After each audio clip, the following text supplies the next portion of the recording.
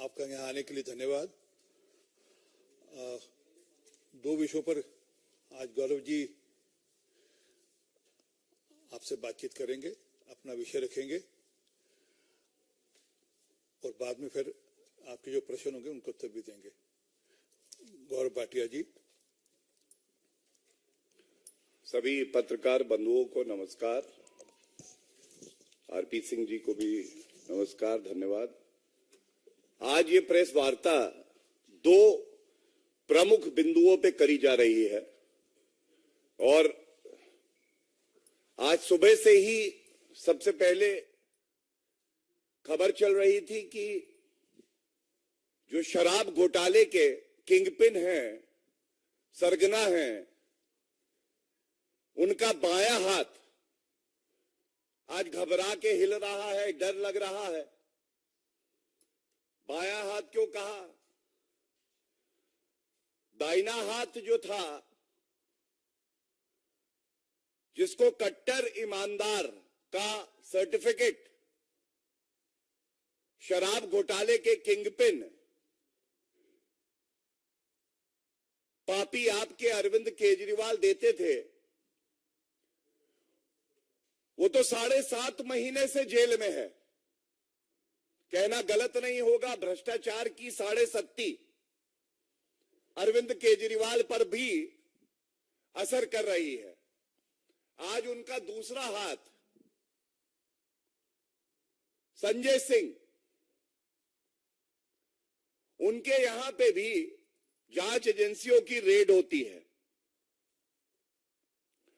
और इस मंच से हम उठाना चाहेंगे। सबसे पहले इस पूरे शराब घोटाले में ये देश की जनता और दिल्ली की जनता जान चुकी है कि कोई सरगना है, किंगपिन है तो वो अरविंद केजरीवाल है। उन्हीं के इशारे पे ये शराब घोटाला दिल्ली में हुआ है। लेकिन 3 तथ्य चिंताजनक है, गंभीर है, ये भारत की जनता के समक्ष रखना आवश्यक है। सबसे पहला, एक्यूज दिनेश अरोड़ा, इन्होंने कबूला है दिल्ली के मुख्यमंत्री आवास पर एक बैठक होती है जो शराब कारोबारी हैं। तो सबसे पहला प्रश्न यह है कि मुख्यमंत्री आवास ना हो गया, घोटाले का अड्डा हो गया, वहां वसूली हो रही है, कमीशन तय हो रही है और यह बात कोई और नहीं कहता है, जो एक्यूज्ड है दिनेश अरोड़ा, ये कबूलते हैं। दूसरी बात देखिए कितनी चिंताजनक है। अरविंद केजरीवाल के इशारे पर संजय सिंह कहते हैं कि 32 लाख रुपया पापी आप अराजक अपराध पार्टी के कोष में दो। अब एक सांसद वसूली करता है मुख्यमंत्री आवास पर बैठकर। इससे यह भी स्पष्ट हो जाता है कि 32 लाख की रिश्वत जो कि चेक से ली गई है, बाकी करोड़ों रुपया हो सकता है, जांच की परिधि में सामने आ चुका है, आगे भी आएगा, कैश ट्रांजैक्शन में करते हैं। लेकिन ये 32 लाख रुपए अरविंद केजरीवाल के कहने पे एक सांसद वसूली कर रहा है, ये चिंताजनक है। और इसलिए भी ये चिंताजनक है कि ये अपने आप को आम आदमी पार्टी बताते थे। आम आदमी लाल बत्ती तोड़ दे तो कार्रवाई हो जाती है। अब ये पापी इतने खास हो गए कि ये करोड़ों का शराब घोटाला करेंगे और उसके बाद कहेंगे कि हम पे कार्रवाई जो हो रही है ये राजनीतिक द्वेष के कारण हो रही है। आया था जनता का लाल बनकर, आया था जनता का लाल बनकर, रह गया शराब कारोबारियों का दलाल बनकर। जो व्यक्ति अपनी राजनीति की शुरुआत करता है यह कह के कि वीवीआईपी कल्चर नहीं होना चाहिए, भ्रष्टाचार को हम समाप्त करेंगे, और आज उस अरविंद केजरीवाल में इतनी हिम्मत नहीं है, और मैं चुनौती देता हूं इस मंच से, पहला, अरविंद केजरीवाल जी, अगर आपने हिम्मत है तो आप तुरंत प्रेस वार्ता करिए और कहिए कि ये 32 लाख रुपए जो दिनेश अरोड़ा एक एक्यूज कह रहा है कि आपको दिए गए हैं, ये नहीं लिए आपने। हो जाने दीजिए दूध का दूध और शराब का शराब, सच को आ जाने दीजिए सामने। हिम्मत है अरविंद केजरीवाल जी। और ये अरविंद केजरीवाल, इनको ये याद दिलाना भी आवश्यक है, 2015 में ही अरविंद केजरीवाल कहते थे मेरे किसी मंत्री के खिलाफ इतना सबूत होता तो हम उसका इस्तीफा ले लेते, जैसे तोमर और आसिम का लिया था। और भाजपा जेटली जी को बेशर्मी से बचा रही है और उसके बाद स्वर्गीय अरुण जेटली जी से माफी मांगते हैं, लेकिन इस्तीफा तुरंत लेने की बात करते हैं। अरविंद केजरीवाल जी, आपने जिसको कट्टर ईमानदार का प्रमाण पत्र दिया वो कट्टर बेईमान निकला, पूर्व उप मुख्यमंत्री जो कि उस वक्त शराब मंत्री भी था। तो मैंने एक चुनौती उठाई कि आप डिनाई करिए कि 32 लाख का ये जो चेक है ये रिश्वत है, ये आपने नहीं लिए। और दूसरा, मैं ये जानना चाहता हूं ऐसा क्यों है जिसको आप कहते हैं कट्टर ईमानदार, वो सर्वोच्च न्यायालय जाता है उसको राहत नहीं मिलती है, दिल्ली उच्च न्यायालय ईडी के मामले में और सीबीआई के मामले में 2 मामले चल रहे हैं, बेल नहीं देती है, और 7.5 महीने से वो कट्टर बेईमान मनीष सिसोदिया जेल की सलाखों के पीछे है। तो इसलिए मैं कहना चाहूंगा, दाहिना हाथ बायां हाथ दोनों लिप्त हैं इस भ्रष्टाचार में, लेकिन ये 10 सर वाला भ्रष्टाचारी रावण कौन है? ये तो अरविंद केजरीवाल की ही सोच है जो मजबूर करती है अपने सांसदों को, मंत्रियों को, भ्रष्टाचार करो और मेरी तिजोरी भर दो। तो हम हमेशा कहते हैं जैसे जैसे जुड़ रही है कड़ी, जैसे जैसे जुड़ रही है कड़ी, अरविंद केजरीवाल के पास आ रही है हथकड़ी। और यह भी सच है कि अरविंद केजरीवाल घबराए हैं, वो डरे हुए हैं, जांच एजेंसियों के नाम से वो थर-थर कांपते हैं कि मुझे बचा लो।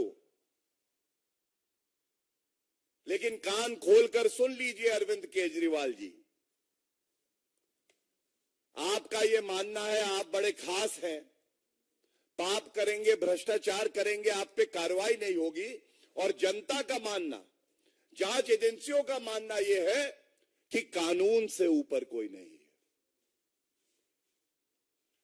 कानून के दायरे में कार्य हो रहा है, कानून अपना काम कर रहा है, और न्यायालय जो कदम कानून की जांच एजेंसियां उठाती हैं उसमें हस्तक्षेप नहीं कर रहा। यह दर्शाता है कि प्रथम दृष्टया पापी आपके नेताओं के खिलाफ सबूत भी है, साक्ष्य भी है, प्रमाण भी है, और जो शराब घोटाले का किंगपिन है इसको कोई बचा नहीं सकता है। हमें ये यकीन है जांच एजेंसी अपना काम करेंगी और कानून से ऊपर कोई नहीं है, चाहे वो बड़े संवैधानिक पद पर भी बैठा हो, उसके खिलाफ भी कार्रवाई होगी।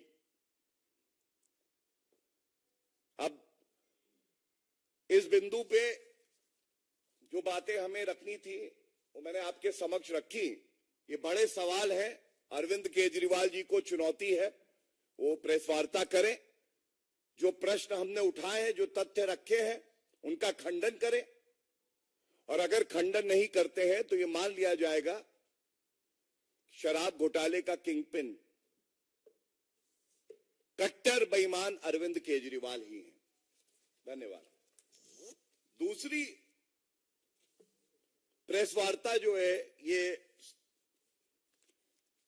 हमने देखा किस तरह से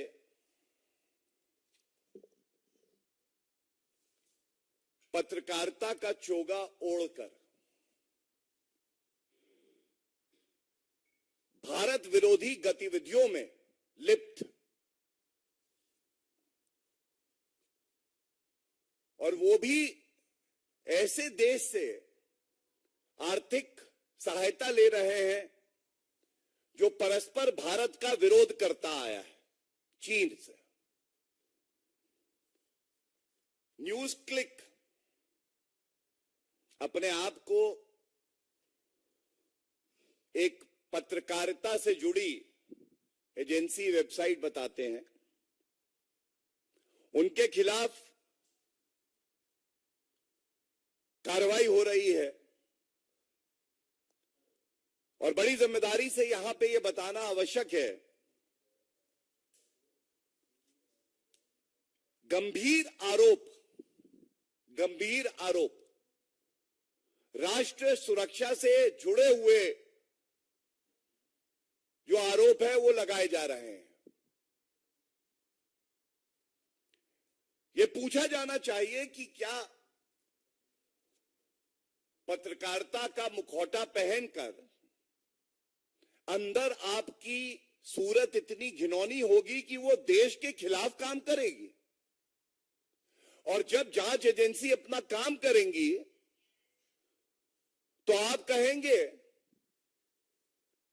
कि ये पत्रकारिता करने से रोका जा रहा है। और दुख की बात तो ये है कि जब न्यूज क्लिक पे कार्रवाई होती है तो जो पत्रकार है, कुछ चीन से जो वित्त पोषित पत्रकार हैं और नेता हैं, उनको बड़ा दर्द होने लगता है।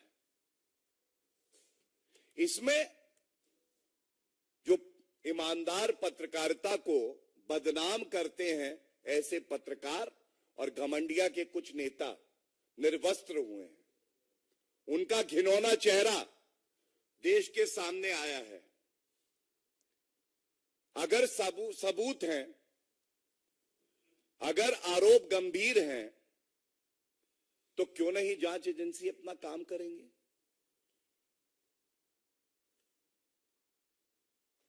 अगर कोई विदेशी शक्ति भारत को कमजोर करने के लिए फंडिंग करती है और उस पर ठोस कार्रवाई जांच एजेंसी करती है, तो घमंडिया के नेताओं को और जो घिनौने चेहरे वाले कुछ पत्रकार हैं उनको क्यों दर्द होने लगता है? इनकी आस्था न्यायालय में नहीं है, क्योंकि आज की खबर है कि दिल्ली के कोर्ट ने जो फाउंडिंग एडिटर है न्यूज क्लिक के,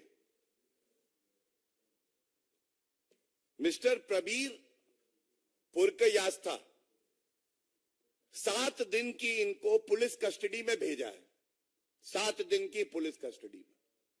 तो जो ये हो हल्ला कल से मचाया जा रहा था, पत्रकारिता की बात करी जा रही थी, चौथा स्तंभ है, बिल्कुल है, लेकिन एक सच्चा ईमानदार भारतीय पत्रकार एक विरोधी देश से फंडिंग नहीं लेगा, वो भारत को दीमक की तरह खाएगा नहीं। और इसीलिए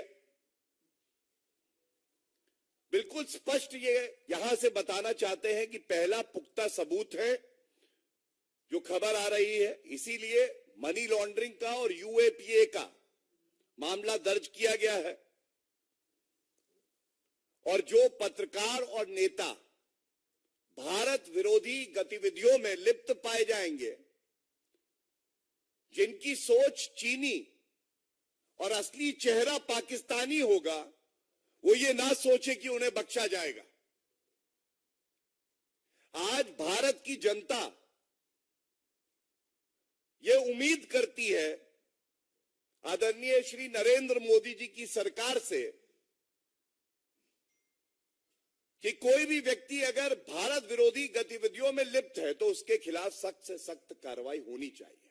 और ये जो 303 सीटें भारतीय जनता पार्टी को जनता ने दी, जो आशीर्वाद दिया, ये इसीलिए दिया था क्योंकि जनता को विश्वास था आदरणीय प्रधानमंत्री श्री नरेंद्र मोदी जी, जो टुकड़े टुकड़े गैंग के सदस्य हैं, उनको बख्शेंगे नहीं।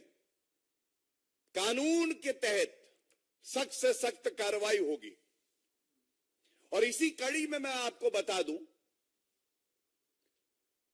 न्यायालय में, कानून में, संविधान में, चाहे वो घमंडिया कांग्रेस हो, चाहे और लोग हों जैसे संजीव भट्ट, तीस्ता सीतलवद, ये लोग सोचते हैं ये कानून से ऊपर है। मैं बताना चाहूंगा कि सर्वोच्च न्यायालय का अभी फैसला आया, संजीव भट्ट बेबुनियाद आरोप सरकार पे लगाते हैं, उनकी 3 याचिकाओं को खारिज किया गया और 3 लाख रुपए की कॉस्ट लगाई गई। 3 उनकी याचिकाओं को खारिज किया गया और 3 लाख की कॉस्ट लगाई गई। क्या कोई घमंडिया का नेता इस पे टिप्पणी देगा?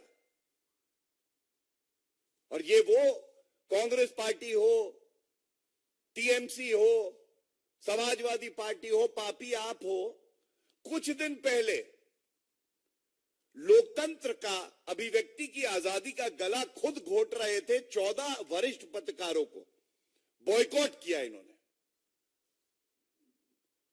केवल इसलिए कि वो पत्रकार अपना काम ईमानदारी से कर रहे थे। आप उनसे सहमत हो या ना हो, आप एक पत्रकार को उसका काम करने से रोक नहीं सकते हैं। देश की जनता ने इस घमंडिया को, इंडी अलायंस को बॉयकॉट कर दिया। ये ईमानदार पत्रकारों को क्या बॉयकॉट करेंगे? और इसीलिए आज सवाल है कि जब न्यूज क्लिक जैसी चीनी फंडेड एजेंसियों पे कार्रवाई होती है तो घमंडिया, राहुल गांधी, प्रमोद तिवारी, तमाम ऐसे नेता हैं जो बाहर आ जाते हैं इनका बचाव करने। तो इतना घबराए हुए क्यों हो?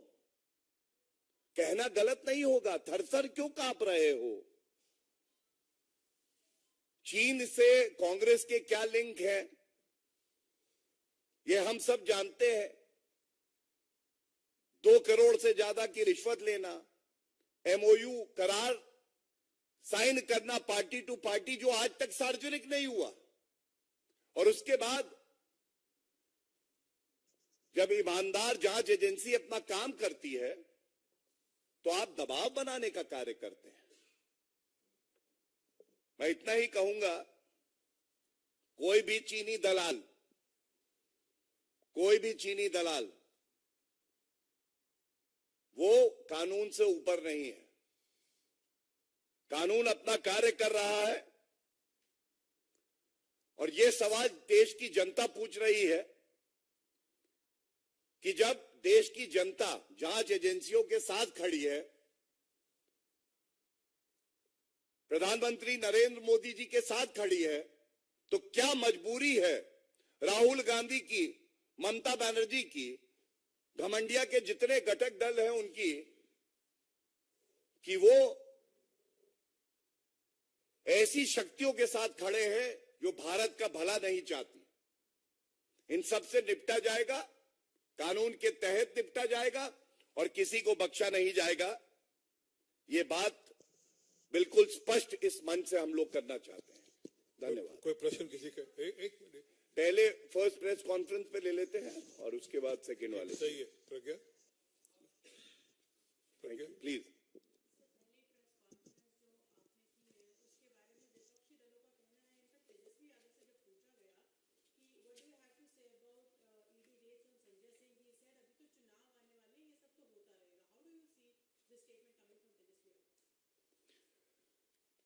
देखिए, जिनकी जैसी सोच है, मानसिकता है, वो उसी तरह की बात करते हैं।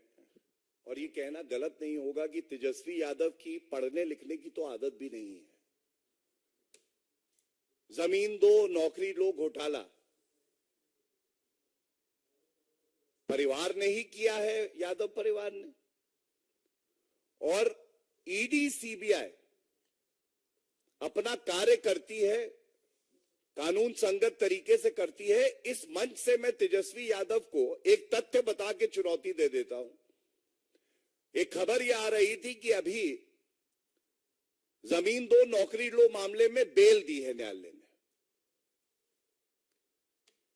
अगर यह सत्य है तो फिर न्यायालय अपना काम कर रहे हैं, जांच एजेंसी अपना काम कर रही है। 7.5 महीने से मनीष सिसोदिया को दिल्ली उच्च न्यायालय ईडी और सीबीआई दोनों मामलों में बेल नहीं देता है, तो ये कहते हैं न्यायपालिका भी दबाव में है। तो ये विरोधाभास है। और दूसरी बात मैं इतना ही कहूंगा,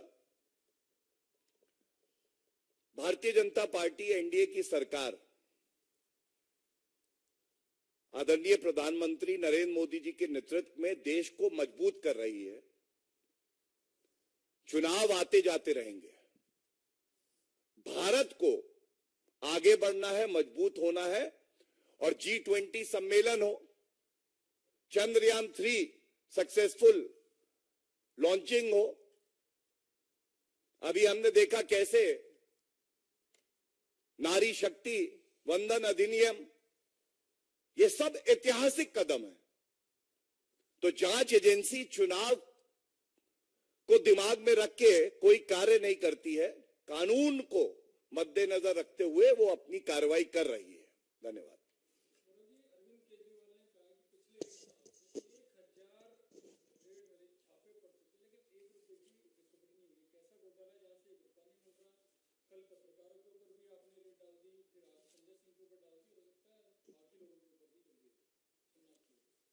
देखिए, आपका बहुत सम्मान करते हुए एक बात कहूंगा कि अगर भारत विरोधी गतिविधियों में जो लिप्त है उसे आप पत्रकार मानते हैं तो ये आपके लिए नुकसानदायक है और आपके लिए ये इंसल्ट है। मैं केवल अरविंद केजरीवाल जी को एक बात जरूर कहूंगा, मनीष सिसोदिया की बेल एप्लीकेशन जब दिल्ली हाईकोर्ट ने रिजेक्ट करी थी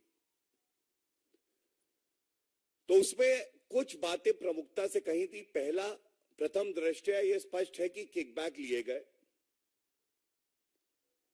दूसरा, जो बेनिफिशियरीज थे, शराब के कारोबारी थे, वो लोग स्वयं पॉलिसी फ्रेमिंग में, मीटिंग्स में और मुख्यमंत्री के साथ भी उपस्थित थे। ये चिंताजनक है। इन्होंने जो साक्ष्य और प्रमाण है और मोबाइल फोन है उसको नष्ट करने का प्रयास किया। अरविंद केजरीवाल जी, ऐसा क्यों है? और जैसा मैंने बताया, ये दिल्ली हाईकोर्ट के फैसले में भी आया है। जब बेल रिजेक्ट करी, बिल्कुल स्पष्टता से उन्होंने कहा इलेक्शन के लिए फंड्स जुटाए जा रहे थे शराब नीति से, और यही 32 लाख का मुद्दा एक और एक्यूज ने आज बताया है। तो ये बात पूछी जाएगी। और अंत करूंगा ये कह के, भ्रष्टाचारी अरविंद केजरीवाल की 7.5 की शुरुआत हुई है। 7.5 महीने से मनीष सिसोदिया, जिसको कट्टर ईमानदार बता रहे थे, वो कट्टर पापी निकला और उसकी बेल 7.5 महीने से नहीं हुई है। इस पे अरविंद केजरीवाल जरूर 2 शब्द कहेंगे। और ये जग जाहिर है, ये पूरा शराब घोटाला किसी ने अगर इसकी रचना करी, कोई किंग पिन है, कोई कट्टर बेईमान है, कट्टर पापी है, तो वो अरविंद केजरीवाल है।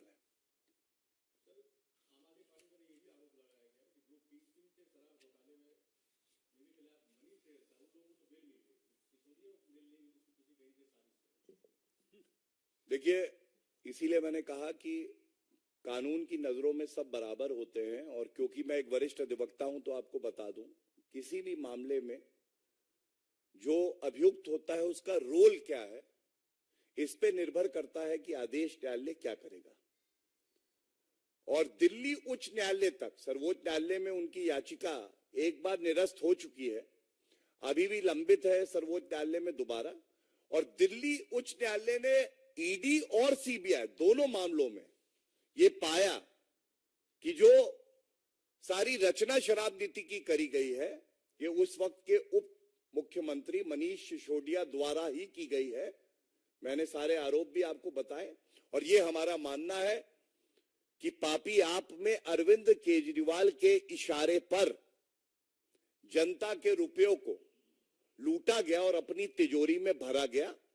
और इसीलिए मैं ये उम्मीद जरूर करता हूं कि अरविंद केजरीवाल में इतनी नैतिकता होगी, वो बाहर आके प्रेस करेंगे और सवालों का उत्तर देंगे, लेकिन मुझे ये भी यकीन है कि वो करेंगे नहीं, क्योंकि वो थर थर कांप रहे हैं। उनको पता है उन्होंने कानून तोड़ा है, वो भ्रष्टाचारी है। Any other questions? Thank you. बोलिए।